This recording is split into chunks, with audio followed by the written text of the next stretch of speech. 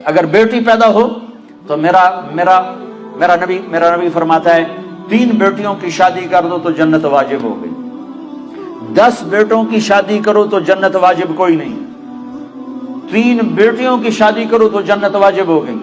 تو ایک صحابی نے پوچھا یا رسول اللہ 3 نہ ہو 2 ہوں، تو کہا 2 کی شادی کرو تو جنت۔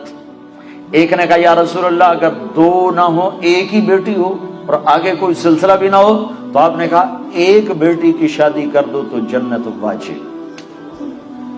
یہی بہن بن جاتی ہے، بیٹی سے بہن بنتی ہے، بھائی آتا ہے۔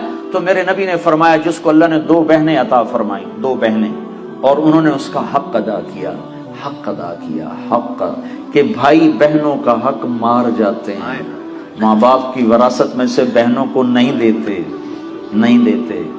یہ ایسے ہی حرام ہے جیسے شراب بیچنا حرام ہے، جیسے سود کھانا حرام ہے، ایسے ہی بہنوں کا حق کھا جانا ایسے ہی حرام ہے جیسے چوری حرام ہے۔ یہ بہنوں کا چور ہے، اس کی چوری کی جس کے ساتھ مل کے 1 چھاتی کا دودھ پیا، 1 تھالی پیالی میں کھایا اور پیا، 1 چھت تلے جس کے ساتھ زندگی گزاری، یہ اس کی چوری کر گیا ہے۔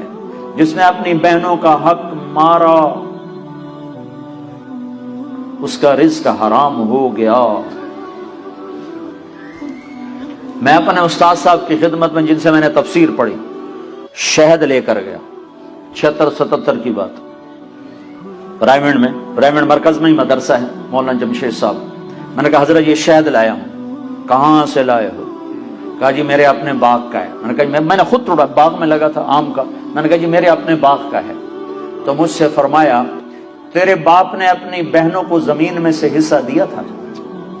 1 شہد کی بوتل اس وقت 10 روپے کی آ جاتی تھی۔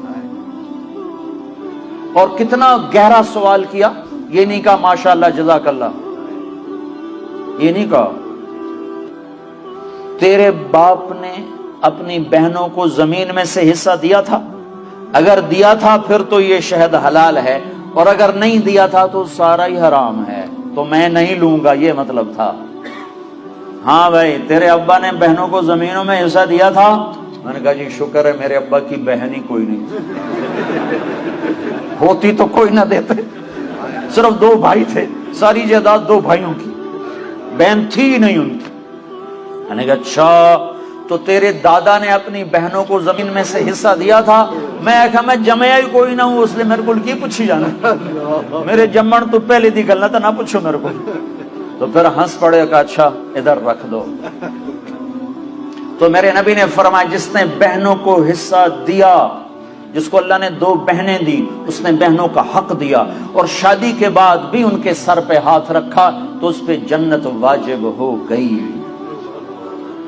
پھر یہ بیٹی سے بہن، بہن سے بیوی ہے۔ پھر میرے نبی نے فرمایا بہترین مسلمان وہ ہے جو بیوی کے ساتھ اچھا سلوک کرے، اور میرے نبی نے فرمایا جو یہ چاہے اوسلو کا مسلمان کہ وہ جنت میں میرے گھر کے قریب گھر بنا لے تو وہ 2 کام کرے، ایک اپنے اخلاق اچھے کرے، ایک اپنی بیوی سے اچھا سلوک کرے، تو اس کا گھر میرے گھر کے قریب ہو جائے گا۔